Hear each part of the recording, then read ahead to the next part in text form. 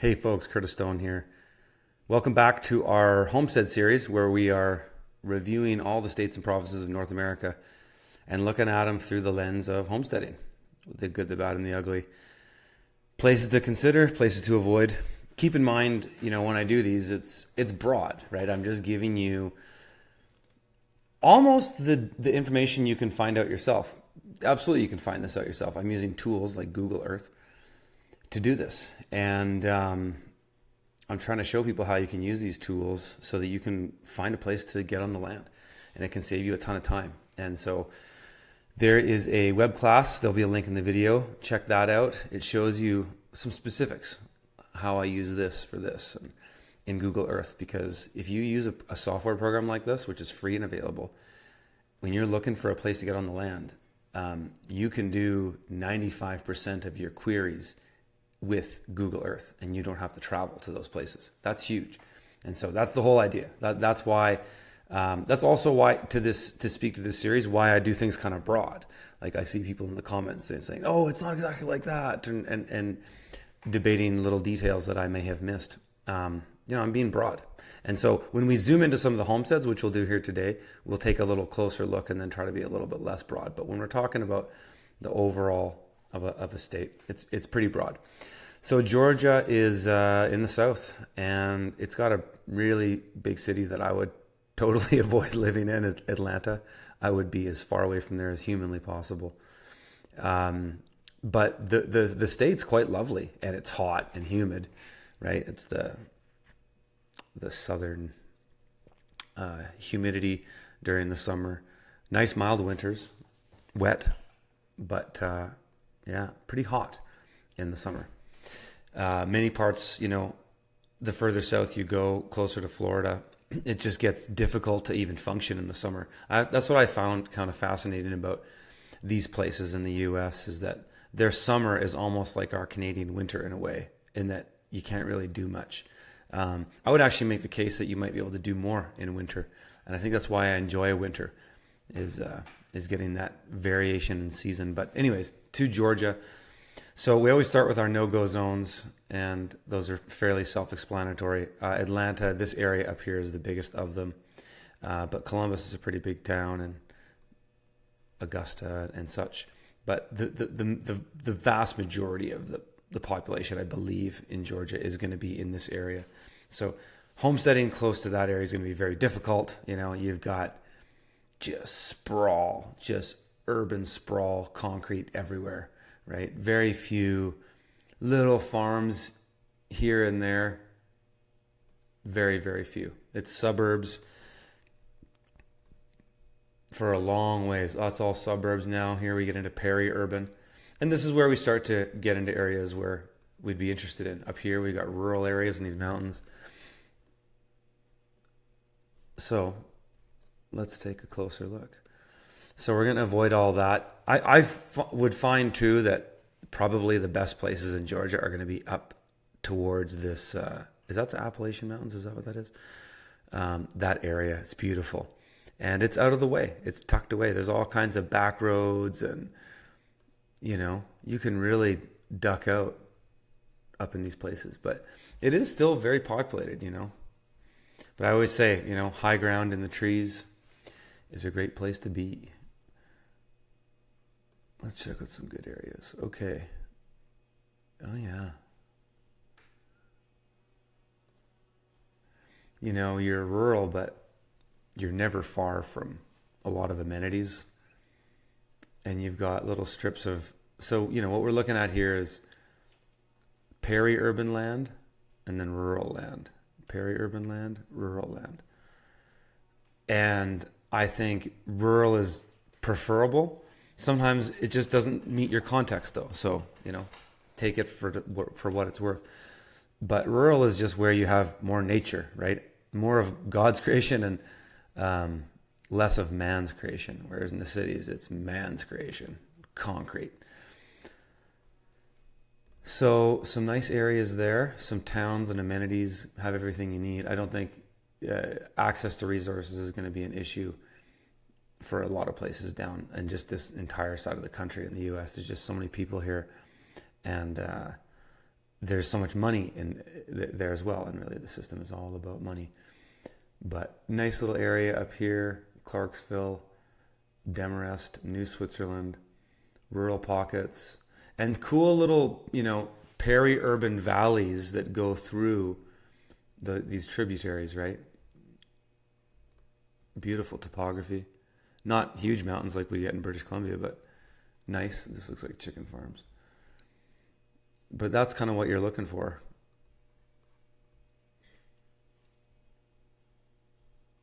See, no major cities nearby, not on any major interstates. It's always good to just put on the roads and just look at proximity to things based on interstates. And, how close to that do you want to be? Probably not that close. But you could be in here. You can be off the highway. Sometimes too close to a highway, you hear too much noise and it's not enjoyable. And you never want to be off a highway where you're close to an exit. So if this is an interstate here, that's the least ideal place to live. Even off a main road that people can get off right away. And there might not be an exit there. No, there's not. There's just an off-ramp. There's no off-ramp there, actually. So that's not necessarily that bad. But what I was meaning is that you just don't want to be the quick turn off the highway where people can just see your farm or your homestead and just see everything you got right off the road. It's just, most crime are crimes of opportunity. Most crimes happen when people just see an opportunity to take something or do something. So, yeah, those are some good areas of Georgia. Let's take a look at some of these properties we have here. So we got a 50-acre parcel here down in this southern part near Savannah. Oh, yeah, that's lovely. Oh, wow, look at this. Now, here's an ideal homestead. Now, keep in mind, folks, none of these are for sale. We just go and pick random properties for these because we do actually provide active real estate listings if you're interested. It's called the Homestead Accelerator. If you check out Freedom Farmers, it's part of our Finding the Perfect Homestead Property course. We actually publish 20 to 30 live active listings every single week all over the US and Canada and sometimes internationally. And so we'll be doing reviews like this, but we'll also be flipping between the real estate listing and kind of explaining, more demographic data. We really pull a lot of information to present it. And so this is what we would see as a at first glance, this could be a B to an A property. We rate properties A, B, and C. And A is a turnkey homestead. It has everything you need. Little to nothing has to be done to get it to do that. A B homestead is the fundamentals are there. It's got great potential, but it needs elbow grease and materials and resources. And a C property is the fundamentals are there, but there's nothing. You just got to build everything. And so we kind of rate our properties based on that. And as you can imagine, an A-listed property would be more expensive because it just has more stuff, right? Whether we're talking about water features, buildings and infrastructure, driveway access, what we have for soil, what we have for trees. On a homestead like this is really neat because it's a huge pond. And is it part of it's part of a natural waterway that goes down. And it kind of divides the property in a way, which, maybe you got access through here or something. No, he's got access around here. From what I can see, there's not a ton of infrastructure here. Like, I don't think there's a home here. Or if so, it's a shack. But we've got cool fundamentals for a great homestead. This is 50 acres. We've got lots of fields. We've got lots of vegetation and wildlife. Also bordering lots of vegetation too, because, nobody's actively homesteading and occupying these areas. So in a way, you enjoy them. Whether you're in them or not, even if you're not in them, you enjoy them by the space that those trees provide. It creates sound barrier, filters air, breaks wind, creates microclimates. So you get to enjoy it even though it's not on your property. But yeah, we've got good access around here. We've got good circulation.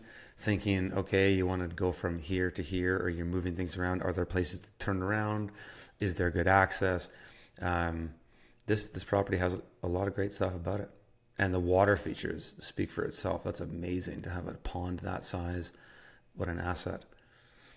So yeah, that's a nice property there. Let's go see. And what a property like that is priced right now in Georgia, I actually have no idea. You could go into our Homestead Accelerator. We have a map, and you could just go to Georgia and kind of take a look at what's there right now. Wow, this is cool. Look at this. 200 acres. A lot of fields. So if you wanted a property like this, you'd either be actively farming these, as in doing what's already there, or doing something new, or leasing it. Because if you were to have this many fields, like this has got to be probably 80 acres of